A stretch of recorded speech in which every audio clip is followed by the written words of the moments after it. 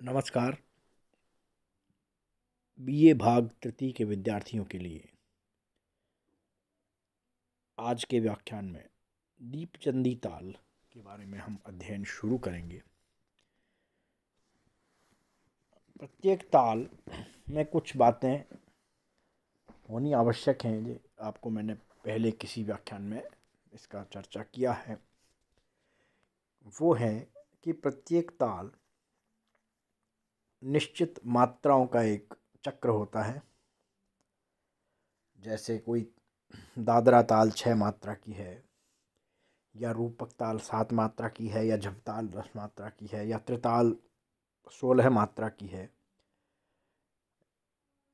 इसी प्रकार दीपचंदी ताल 14 मात्रा की ताल है।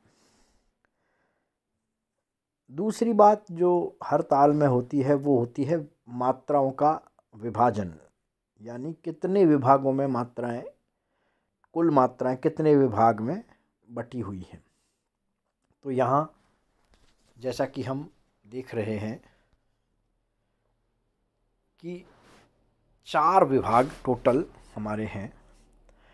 जो पहला विभाग 3 मात्रा का है, दूसरा विभाग 4 मात्रा का है, और तीसरा विभाग फिर 3 मात्रा का है, और चौथा विभाग 4 मात्रा का है। इस प्रकार ये 4 विभाग में 14 मात्रा बटी हुई हैं।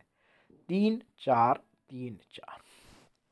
फिर ताली कहाँ पे और खाली कहाँ पे, कौन कौन सी मात्रा पे ताली, कौन कौन सी मात्रा पे खाली, यानी हर विभाग की पहली मात्रा जो भी होती है, हर ताल में हर विभाग की पहली मात्रा में या तो खाली होता है या ताली होता है। और ताल की पहली मात्रा जो हमेशा सम से दिखाई जाती है वह पहली ताली होती है, और उसे क्रॉस से दिखाया जाता है। पहली मात्रा को सम कहते हैं और उसे क्रॉस के निशान से दिखाया जाता है। यहाँ आप देख रहे हैं क्रॉस का निशान। तो और बाकी जो ताली या खाली है वो विभाग की जो भी पहली मात्रा है उसके नीचे लिखी जाती है। जैसे ताली नंबर 2, यानी पहली ताली तो ये हो गई क्रॉस, और ताली नंबर 2 यहाँ आ गई, और खाली को हमेशा शून्य से लिखा हुआ है। तो और फिर ये 3 लिखा हुआ है, इसका मतलब तीसरे नंबर की ताली है।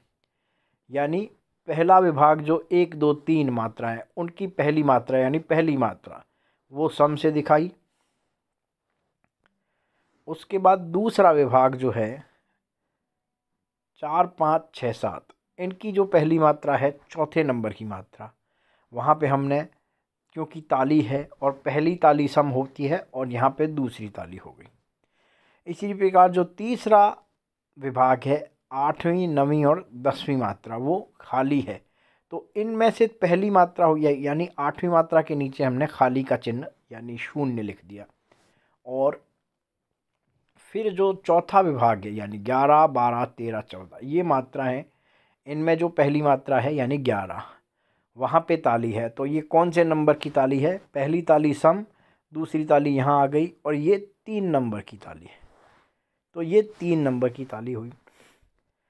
अब जो महत्वपूर्ण सबसे बात होती है कि ताल के बोल, है ना।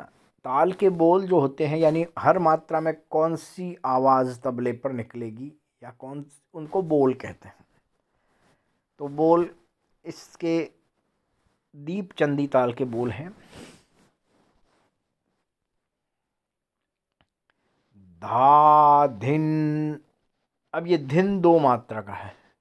2 मात्रा का क्यों है? क्योंकि धिन के बाद वाली मात्रा खाली दिखाई दे रही है, यहाँ पे कुछ भी नहीं है।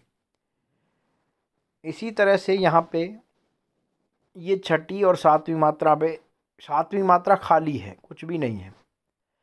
यानी हमको छठी मात्रा को 7वीं मात्रा तक बजाना है। इसी प्रकार से दूसरी मात्रा को तीसरी मात्रा तक बजाना है या बोलना है। इसी प्रकार जो 9वीं मात्रा है उसको 10वीं मात्रा तक खींचना है, और 13वीं मात्रा को 14वीं मात्रा तक खींचना है। दूसरी मात्रा के बाद तीसरी में कुछ भी नहीं है, तो दूसरी और तीसरी को का एक ही जो दूसरी मात्रा वाला बोल है वह तीसरी तक लंबा जाएगा। इसी प्रकार छठी मात्रा का जो तिन बोल लिखा हुआ है वह सातवीं तक भी एक्सटेंड होगा। इसी प्रकार नवीं मात्रा है उसके बोल 10वीं मात्रा तक एक्सटेंड होंगे और 13वीं मात्रा के बोल 14वीं मात्रा तक एक्सटेंड होंगे। अब वो किस तरह से है, अब इसको अपन देखते हैं। धा धिन, ये धिन को 2 मात्रा बोलना है। किस प्रकार से? धा धिन धा धा तिन ता तिन धा धा धिन। ये जो खाली बोलना है इसको बहुत महत्वपूर्ण ढंग से इस पर ध्यान दे करके इसको एक बार पुनः सुन लीजिए। धा धिन धा धा तिन ता तिन धा धा धिन धा धिन धा धा धिन ता तिन धा धा धिन। धा धिन धा धा तिन ता तिन धा धा धिन। इस प्रकार ये 14 मात्रा हुई। अब इसको सुनिए, एक बार सुन के देखते हैं।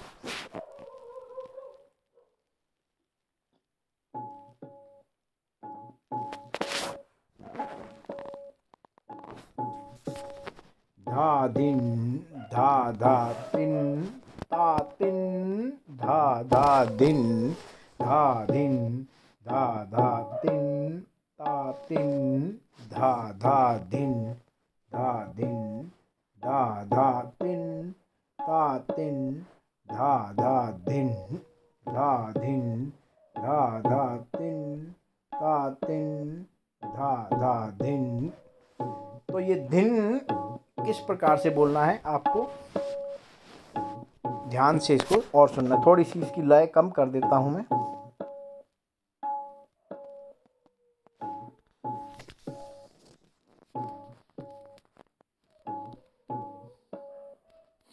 फिर से देखिए।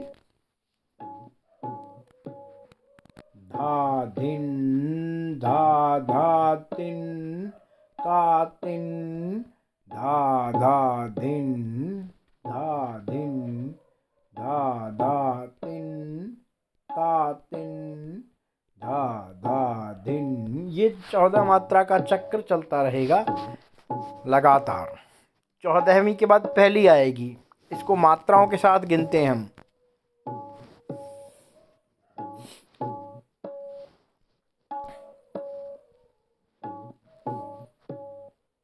एक दो तीन चार पाँच छः सात आठ नौ 10 11 12 13 14। धा धिन धा धा तिन ता तिन धा धा धिन। 1 2 3 4 5 6 7 8 9 10 11 12 13 14। 1 2 3 4 5 6 7 8 9 10 11 12 13 14। धा धिन धा धा तिन ता तिन धा धा धिन धा।